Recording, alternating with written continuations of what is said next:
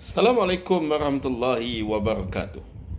Setelah 2-3 tahun saya mengkritik Perikatan Nasional kerana gagal membentangkan belanjawan alternatif ataupun belanjawan pembangkang di Dewan Rakyat sebelum kerajaan membentangkan belanjawan kerajaan.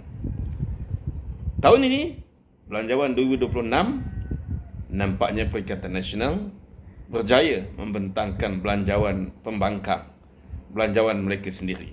Walaupun mereka bentang itu selepas Menteri Kewangan yang juga Yang Amat Berhormat Perdana Menteri membentangkannya pada hari Jumaat. Dalam perbahasan Ketua Pembangkang, perbahasan untuk belanjawan tersebut, beliau membentangkan belanjawan pembangkang PN.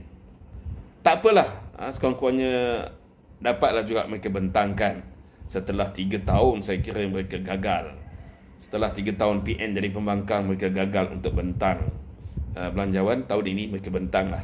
Walaupun biasanya lah pembangkang akan bentang dulu.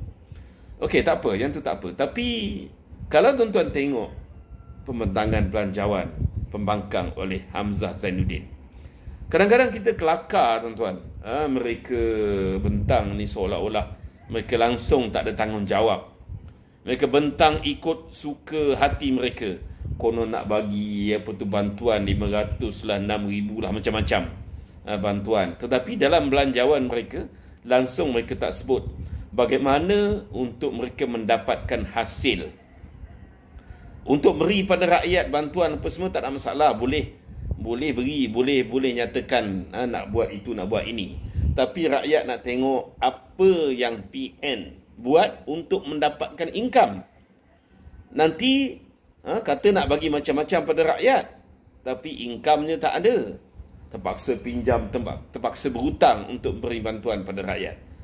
Sedangkan kalau kerajaan yang bertanggungjawab, sudah tentu dia akan membentangkan belanjawan, termasuk menggariskan perancangan bagaimana untuk menjana pendapatan, bagaimana untuk menjana ekonomi, bagaimana untuk memastikan hutang negara dapat dikurangkan dan sebagainya, bagaimana nak menarik pelabur, apa insentif ataupun apa yang kerajaan nak buat bagi meningkatkan ekonomi, meningkatkan pendapatan, menarik pelabur dan sebagainya. Bukan semata-mata nak beritahu beri itu, beri ini dengan jumlah yang banyak dan sebagainya. Kadang macam tu senanglah tuan-tuan. Kalau tuan-tuan teliti bajet pembangkang tersebut, langsung tidak dinyatakan perancangan-perancangan untuk mengatasi masalah kos sara hidup, masalah ekonomi dan sebagainya. Jadi lain kali kepada pembangkang, jangan hanya orang kata melepaskan batuk di tangga. Jangan hanya nak bentangkan belanjawan, tapi belanjawan yang langsung tidak masuk akal dan belanjawan yang kita sifatkan sebagai tidak bertanggungjawab. Kalau macam tu baik tak payah bentang, kan? Kalau saya tahulah ini perangai Perikatan Nasional, saya pun tak nak gesa ataupun saya pun tak nak desak supaya mereka bentangkan belanjawan mereka. Tahun depan tak payah bentang lah kalau macam ni punya standard belanjawan pembangkang. Assalamualaikum warahmatullahi wabarakatuh.